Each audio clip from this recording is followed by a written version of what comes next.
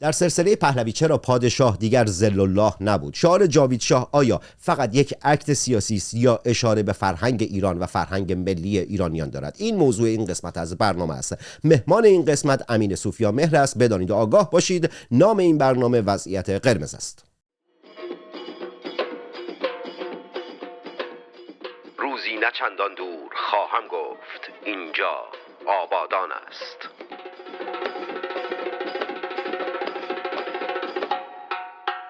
همین در سلسله پهلوی چرا پادشاه دیگه ذل الله نبود؟ ببینید، سلسله پهلوی وارث جنبش مشروطه هست. در جنبش مشروطه اتفاقی که میفته به یک نوعی پادشاهی ایرانی یک جلوه‌های جدیدی پیدا میکنه. اگر که به صورت سنتی پادشاه به یک نوعی نماینده نوعی نظم کیهانی روی زمین بوده، من فکر می‌کنم اول بگیم این مفهوم پادشاهی ایرانی رو توضیح بدیم و بگیم اصلا پادشاهی ایرانی یعنی چی، نقشش در جامعه چیه، در جهان، در کیهان چیه. ببین، خود مفهوم پادشاه به معنای نگهبان نوعی نظم که در طبیعت وجود داره و پادشاه این بنا به این نگاه متافیزیکی در جهان یک نظم عادلانه‌ای وجود داره و یک نظمیه که اونو میشه شناخت و اونو میشه الگو برداری کرد. پادشاه به عنوان شخصی که صاحب خرد، صاحب فرزانگیه، درک میکنه و میفهمه این نظمی رو که در کیهان و در طبیعت وجود داره و بر اساس همین خرد و فرزانگی این نظم رو در جامعه به وجود میاره. به یک نوعی ریشه و منشأ نظم سیاسی در فرهنگ ایران پادشاه است، چرا که پادشاه قانونگذاره. مثلا شما وقتی که کوروش بزرگ رو نگاه میکنین، کوروش بزرگ دارای چنین ویژگی‌های، فردی خردمند، فرزانه هست، قانونگذاره و بنیانگذاره. چنین نقشی داره پادشاهی ایرانی.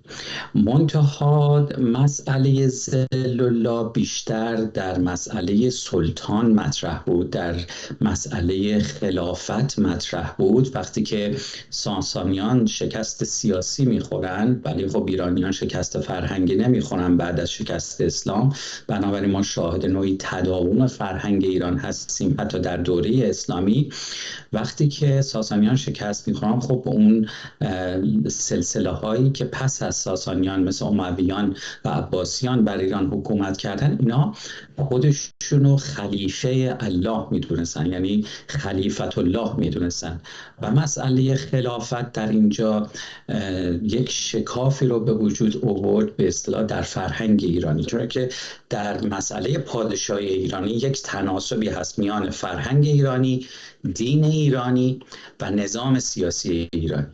وقتی که نظام سیاسی ساسانیان سقوط میکنه، اون چیزی که جایگزینش میشه به اصطلاح خلیفت الله است، نظام سیاسی که برآمده از اسلامه و این لزوما با این زرتشتی سازگاری نداره. بنابراین اینجا یک شکافی در میان سیاست و فرهنگ ایرانی به وجود میاد.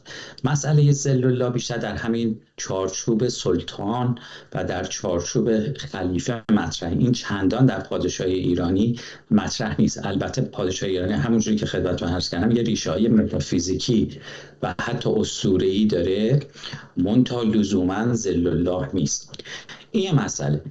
ولی وقتی که جنبش مشروطه ظهور میکنه، بنا به همون تغییر و تحولاتی که در غرب صورت گرفته، پادشاهی نوعی موهبت الهی دونسته میشه که شهروندان به اصطلاح به یک شخص واگذار میکنن. بنابراین اینجا مفهوم تفویض قدرت وجود داره و اینکه منشأ قدرت شهروندانن و شهروندان این قدرت رو به عنوان امانت میسپارن به پادشاه تا پادشاه از خیر همگانی نگهبانی کنه و به اصطلاح حفاظت بکنه.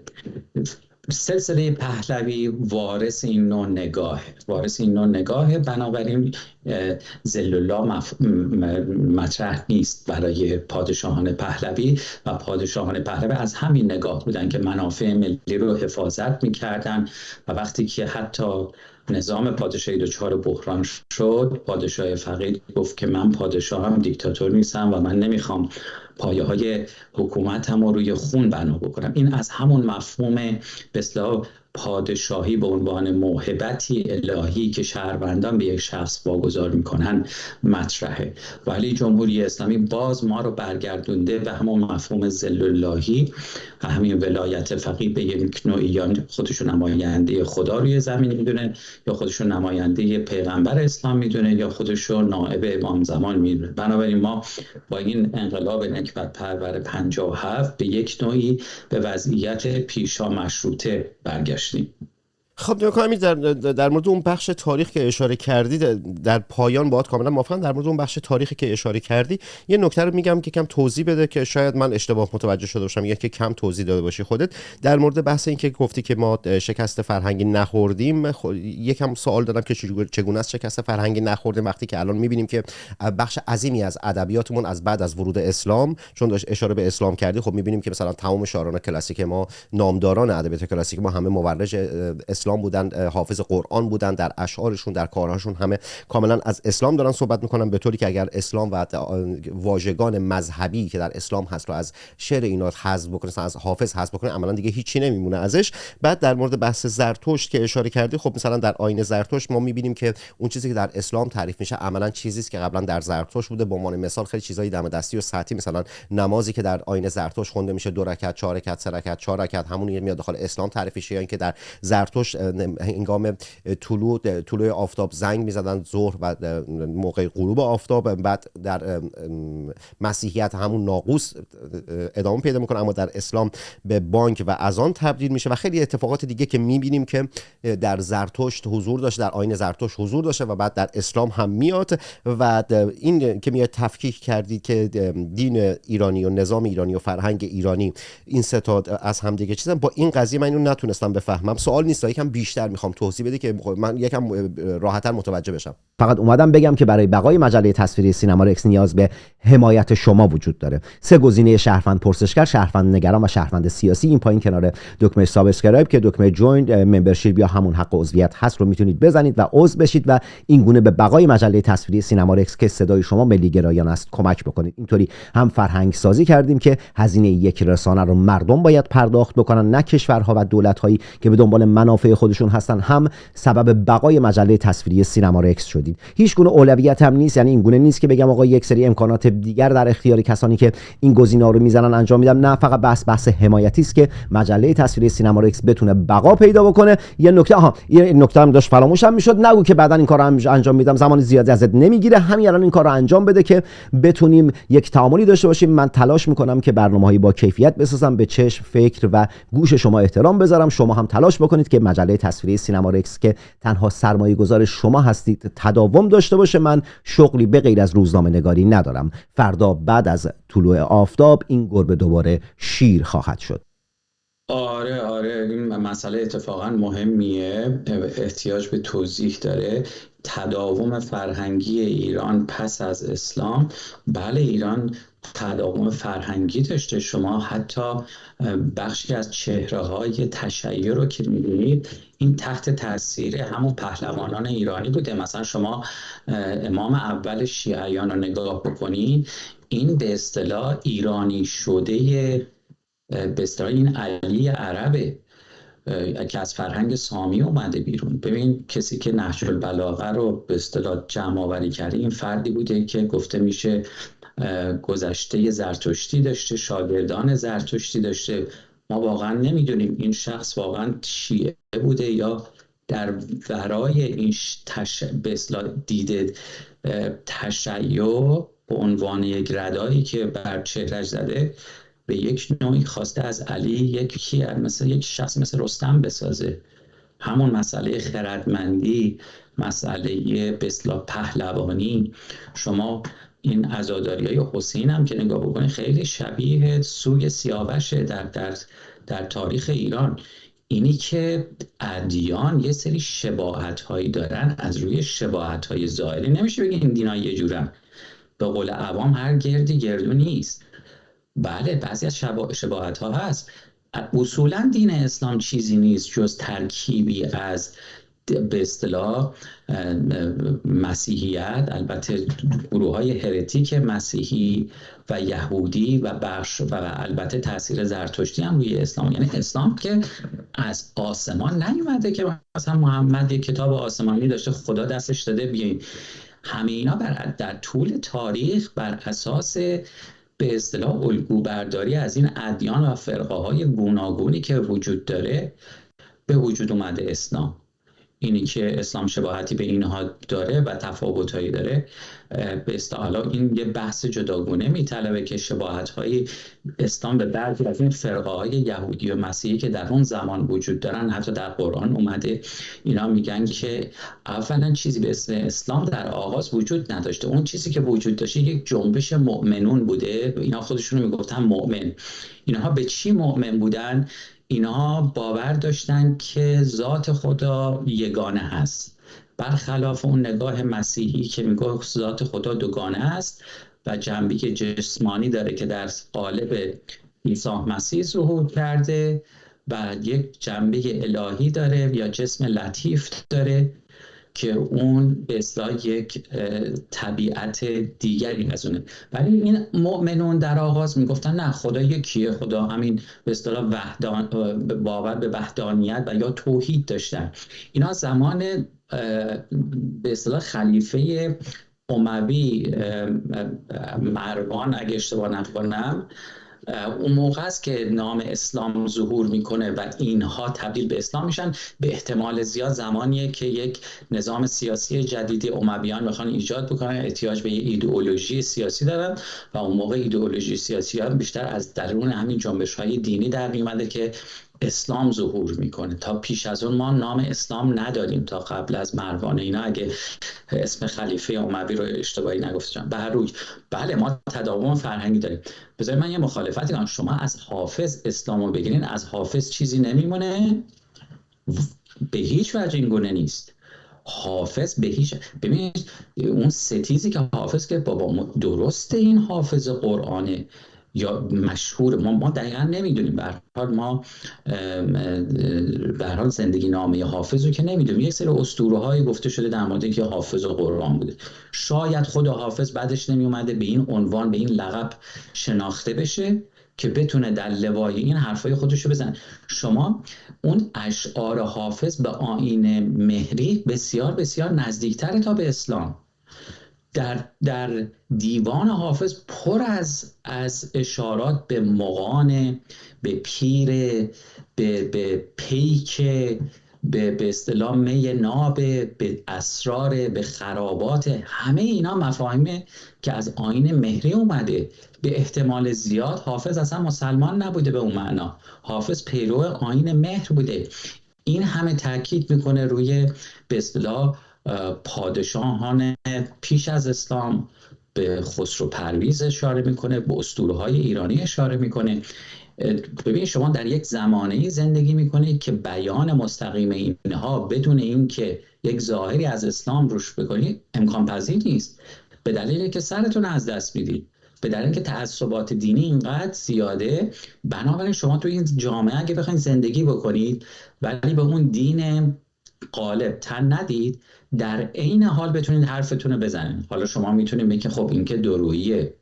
حالا منم اگر کسی که همچین باوری داره خودشو جای اونجا، شما حاضری سرتو از دست بدی، شهید بشی فرضاً، ولی مثلا این کار رو انجام ندی. خود حافظ هم میگه که می در آستین میبرم و کسی هم این خیال رو نمیبره. شعرش حالا یادم رفت. خب نگاه کن امین، یه لحظه واسه یه نفسی بکش. فکر می‌کردم مصاحبه بدون چالشی باشه، یعنی مصاحبه باشه که بیشتر از اطلاعات استفاده کنم. اون نقطه دست گذاشته که میتونم وارد بحث بشم و چون در این سلسله مصاحبه اصولا من ساکت میمونم تا افرادی که دعوت میکنن صحبت بکنم، ولی خب خوشحالم از اینکه اولا که خب در حوزه خدا ناباوری امین برنامه‌های متعددی با بچهای آدم حسابی خیلی زیادی داشته. میتونید در یوتیوب سرچ بکنید با ولیا امیری با شاهین نجفی در حوزه فلسفه، اینجور چیزها برنامه‌های زیادی داشته. امین بچه‌ای است که من همیشه، یعنی فردی است که همیشه از اطلاعاتش استفاده کردم، بهره بردم، اما خب با اختلاف نظر دارم. اینجا نمیخوام وارد، یعنی مصاحبه رو وارد این فاز بکنم، فقط چند تا نکته رو میگم. اگر بعد کامنتی داشتی بگو، اگر نه که سال بعدی ما ازت بپرسم. در مورد بحث این که گفتی که نمیدونم یک سری شباهت‌ها بین ادیان هست، میتونم باهات بشینم ساعت‌ها صحبت کنم که در آیین زرتشت و اسلام شباهت نیست، کاملا در بخش عظیمیش کپی برداریه، در نمیدونم دهش دادن، در نمیدونم اون مراسم سیاوشونی که بعد داخل اسلام اون هجله تعریف میشه و اتفاقات دیگر. در مورد حافظ هم که گفتی بر اساس شایدها و نبایدها صحبت کردی، من بر اساس انتخاب واژگان صحبت میکنم. این صحبتی که میگی که آقا اگر تن نمیداده یا چی نمیکرده میتونسته سرش از دست بده، اینو میتونم بپذیرم، اما انتخاب واژگان رو نمیتونم بپذیرم، با توجه به اینکه اهمیت واژگان رو میفهمی و میدونی که انتخاب واژگان، همنشینی واژگان در زبان خودکار چه معنی در ادبیات و در شعر میتونه داشته باشه. نمیدونم اگه دوست داشته باشی میتونیم یه برنامه مفصل در مورد همین قضیه بذاریم، در مورد نمیدونم اون بحث می و خرابات و اینجور چیزها. بله خیلی جاها از واژگان یا از اون مفاهیمی که در آیین میترا بوده، در آیین ایرانی بوده استفاده میکرده، اما خب نتیجهش میشده ترویج اسلام. میتونیم بشینیم ساعتها از این زاویه نگاه بکنیم. خاصی میتونم یه برنامه مفصل در مورد این قضیه بذارم. اگر صحبتی داری بگو، اگر نه من به سوال بعدیمو بپرسم. نه به هیچ وجه این ترویج اسلام نیست. ما حافظ مروج اسلام به اون معنا نیست به هیچ وجه. من از بازوی خود دارم بسی شو که زور مردم آزاری ندارم. این کجاش ترویج اسلامه؟ من میتونم الان خیلی ابیات حافظ رو بخونم. موافقی یه برنامه رو مفصل در مورد این قضیه بذاریم؟ در مورد وفا و مهر نکو باشد در بیاموزی، ورنه هر که تو بینی ستمگری داند. اصلا مروج اسلام. اگر موافق باشی میتونیم برنامه بعدی رو در مورد حافظ بذاریم با هم دیگه، که آیا مروج اسلام بوده یا نه. یه تیکه طنزم بگم، این حساسیت امین روی حافظ رو من میذارم روی اینکه دوتاشون از یک خطه هستن، دوتاشون شیرازی هستن، از همشهریش داره. اگر من گفته بودم صاحب تبریزی اینقدر پافشاری نمیکرد.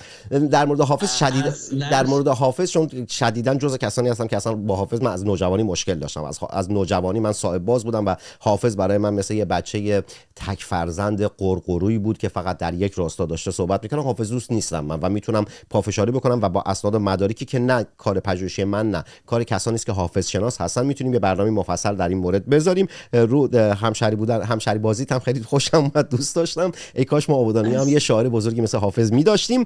سوال بعدی که ازت دارم آقا، شاعر جاوید شاه آیا اشاره به فرهنگ و اون هویت ایرانی است یا فقط یک اکت سیاسی یا یک شاعر سیاسی است؟ به محمد گفتی همشهری بازی، یه خورده من فکر کنم باید اینو جواب بدم. واقعا این گونه نیست. من اگه که حتی ایرانی هم نبودم، به زبان فارسی علاقه داشتم و میتونستم حافظ رو بخونم و بفهمم، بازم شیفته حافظ میشم. ولی شیفتگی من نسبت به حافظ هیچ وقت باعث نشده که روی شناختم نسبت به اون تاثیر بذاره. البته شاید شیرازی بودم من پیش از این که به غرب بیام، شاید هر روز حافظی میرفتم و اونجا برای من حافظ یک دوسته و اینی که مثلا صاحب رو دوست داشتم، سعدی رو دوست داشتم، باعث نمیشه که مثلا بگم که مثلا حافظ نه. حافظ اصلا یک موجوبه در فرهنگ. حالا اینو بزنیم برای یه تیکه طنز فقط بگم که لبخندی به لب جفتمون و کسانی که برنامه رو میبینن اومده باشه. این که شیفته حافظ هستی احتمالاً به خاطر اینکه صاحب نخوندی که اینقدر شیفته حافظ هستی. نه صاحب تبریزی هم خونده، صاحب تبریزی هم آره اونم خوبه، ولی حافظ آقا صاحب اگر در جهان امروز حافظ. حالا من نمیدونستم من در مورد حافظ میخوایم صحبت کنیم، بگید که اگه میخواستیم در مورد حافظ صحبت کنیم، به هر حال من با اون ذهنیت میومدم. اون حافظ ببین بنیاد بر کرشمه جادو نهاده. این شما این تصویر رو نگاه بکن، اصلا حیرت آوره. شما چجوری میتونید تو تخیلت به این واژگان برسی؟ به این دلیل میتونم برسم چون که تصویرسازی در زبان صائب رو کامل میشناسم و بارها هم گفتم اگر صائب در جهان امروز بود بدون شک یک عکاس بزرگ میشد. اون تصویرسازی که صائب در زبان فارسی رقم زده، اصلا وحشتناک. عالی آقا، بذار بحث سمت ادبیات نبریم، حالا بعد ملت میان میگن بحث برد سمت ادبیات. اینو یه برنامه مفصل در مورد حافظ، برنامه بعدی که با امیر صوفی آمر خواهم داشت حتما در مورد حافظ و در مورد این قضیه و میشینیم با یکدیگر عشق بازی میکنیم. قبل از اینکه پاسخ سوالمو بدی، یک سطر از صاحب میخونم که یک دلبری هم کرده باشم. آقا میگه دزدی بوسه عجب دزدی خوش عاقبتی است که اگر باز ستانند دو چندان گردد. بفرما آقا، میشنوم. بله، در مورد شعار جاوید شاه، ببینید شاه در فرهنگ ایرانی یک جنبه دوگانه‌ای داره. یکی این که یک شخصیه به اسم شاه و دیگری یک نهادیه به عنوان نهاد پادشاهی. در واقع اون نهاد پادشاهی یک جایگاهیه که به واسطه این شاه یا اون شاه پر میشه. در تاریخ ایران پادشاهی یک نهاده. ما وقتی که اسم نهاد یا اینستیتوشن میاریم، بعضی ما اونو با سازمان یا ارگانیزیشن اشتباه میگیریم. ببین ما به درستی در زبان فارسی میگیم نهاد خانواده، در صورتی که خانواده به خودی خود سازمان نیست، مثل یه سازمان نمیدونم سازمان کشاورزی فرضاً یا سازمان نمیدونم آب و برق، اینجوری نیست. اما خانواده یک نهاده. منظور از نهاد چیه؟ نهاد یک سری باورها، یک سری ارزشها، یک سری فضائل، یک نوع جهانبینی رو با خودش حمل میکنه. مثلا در نهاد خانواده باور بر اینه که زن و مرد باید با همدیگه متحد باشن، فرزند داشته باشن، فرزنداشون تربیت بکنن و اون ارزشها رو به اصطلاح ارزش‌هایی که پدر مادر به اون پایبندن به فرزندان خودشون منتقل بکنن. خب نهاد پادشاهی هم در تاریخ ایران به اصطلاح بر پایه یک سری فضائل و باورها به وجود اومده. یکی این که پادشاه حافظ نیکی و راستیه و دوم این که پادشاه نگهبان خیر همگانیه. یعنی پادشاه نمیتونه قدرت شخصی خودشو برای منافع شخصی خودش به کار ببره. اگر این کارو کرد تبدیل به خودکامه میشه، تبدیل به مستبد میشه. مثلا شما توی شاهنامه فردوسی میبینید پادشاهانی که از اونها فر ایزدی ستانده میشه کسانی هستند که اینها قدرت رو به کار میبرن برای خودکامگی. این مفهوم خودکامه خیلی خیلی مفهوم جالبیه، ترکیب جالبیه. کامه یا کامش در فارسی به معنای لذت و شهوته. یعنی کسی که اون در فرهنگ یونانی هم همینطوره، مثلا در فلسفه سیاست افلاطون هم همینطوره که تیرانی ربط داره به یک نوعی نیروی شهوانی انسان که انسان قدرت رو برای تملک و یا برای لذت بیشتر استفاده کنه. این مسئله خودکامگی هم همینه، از همین دید اومده یا خیلی نزدیک به هم دیگه.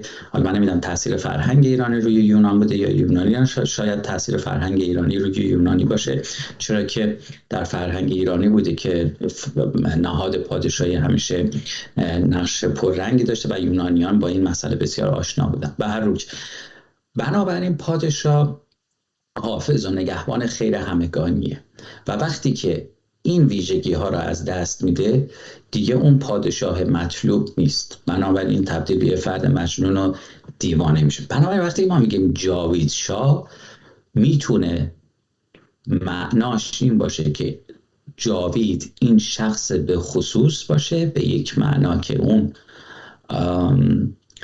اون فضائلی رو که این پادشاه نمایندگی میکنه همون فضائل جاویدان و همیشگیه که یک ملت اونا رو عزیز میشماره و میتونه به این معنا میتونه یک عکس سیاسی باشه، اما میتونه به معنای جاوید بودن نهاد پادشاهی باشه که برآمده از این باورها و فضائله. مثلا جاوید بودن مسئله نگهبانی از خیر همگانی و منافع ملی، جاوید بودن اینه که پادشاه باید قدرت رو استفاده بکنه برای خیر همگانی و اینکه از یک سری فضائل و سنن نیکی که هر ملتی داره، ملت ایران داره، اونها رو باید از اونها حفاظت بکنه و خودش و خانوادهش اینا رو درونی بکنن و نمودی باشه از تمام این زیبایی‌هایی که در یک فرهنگ و یک سنت وجود داره. بنابراین وقتی که ما میگیم جاوید شاه، به این معنا یعنی جاوید ملت ایران، چون که هر ملتی خودشو جاوید میدونه، هیچ ملتی خودشو موقتی تعریف نمیکنه. این شاید برآمده باشه از این حس انسان که انسان همیشه میل به جاودانگی داره. ما انسان ها به صورت شخصی جاودانه نیستیم، نمیتونیم باشیم مگر اینکه یه کار ماندگاری بکنیم، مثل فردوسی، مثل شکسپیر. اما وقتی که ما در قالب ملت خودمون رو تعریف میکنیم، این به یک نوعی پاسخیه به این میل جاودانگی ما.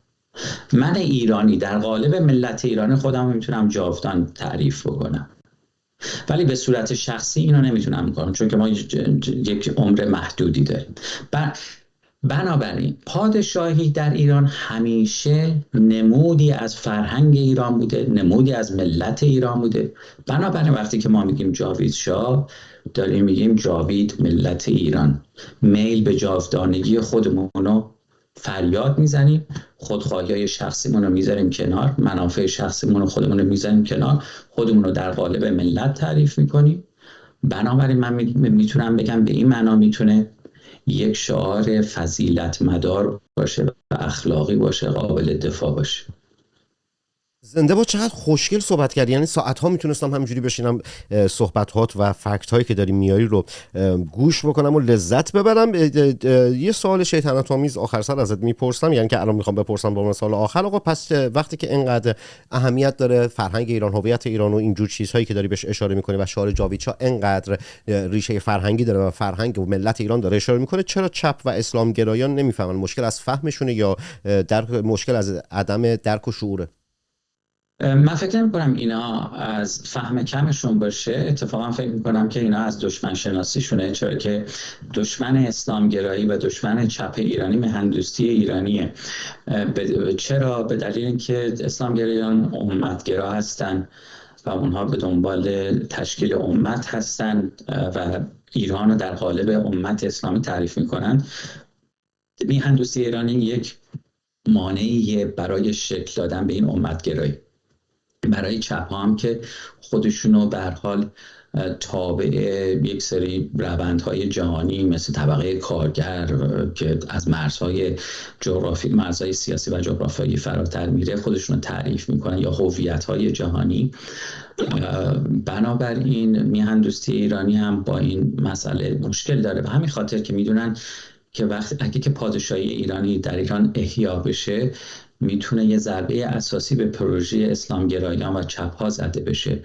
این مثلا برای تجزیه طلبان همینطوره، چون که پادشاه همیشه وجود داره اونجا تا بگه که اگر کشور در آستانه بحران قرار گرفت، یک حافظ و نگهبانی هست که به واسطه اون فضایل، به واسطه محبوبیتی که داره، مشروعیتی که داره، با اتحاد با بخش‌های از جامعه ایران و چه بسا نیروهای نظامی میهن پرست کشور رو نجات بده. اینم باز هم به نفع تجزیه طلبان نیست. بنابراین پادشاهی برای من اونجوری که من درکش میکنم نگهبان ایرانه. پادشاه یعنی نگهبان ایران. زنده باد. وقتی که میگیم جاوید شاه یعنی این که جاوید نگهبان ایران. زنده باد نگهبان ایران. بعد آقا لایک کنید، کامنت بذارید، در سوشال مدیا خودتون به اشتراک بگذارید. مهمان این قسمت صدای خودمو چرا بستم، مهمان این قسمت امین صوفیا مهر بود. در برنامه بعدی در مورد صحبت پایانی چیزی نداشتی دیگه؟ نه، فقط امیدوارم که به راه راست هدایت بشی و با حافظ بر سر مهر بیای.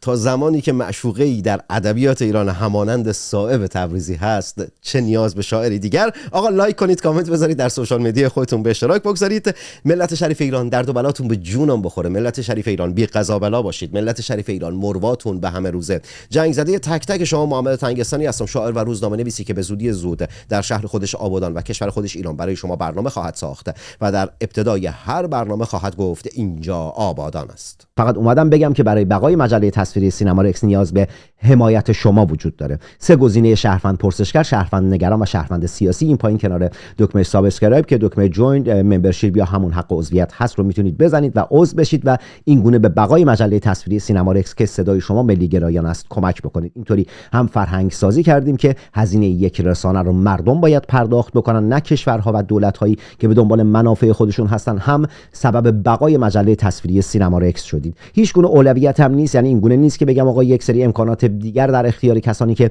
این گزینه‌ها رو میزنن انجام میدم. نه، فقط بحث حمایتی است که مجله تصویری سینما رکس بتونه بقا پیدا بکنه. یه نکته هم داشت فراموشم میشد، نگو که بعدا این کارو انجام میدم زمان زیادی ازت نمیگیره، همین الان این کارو انجام بده که بتونیم یک تعاملی داشته باشیم. من تلاش میکنم که برنامه‌های با کیفیت بسازم، به چشم، فکر و گوش شما احترام بذارم. شما هم تلاش بکنید که مجله تصویری سینما رکس که تنها سرمایه‌گذار شما هستید تداوم داشته باشه. من شغلی به غیر از روزنامه‌نگاری ندارم. فردا بعد از طلوع آفتاب این گربه دوباره شیر خواهد شد.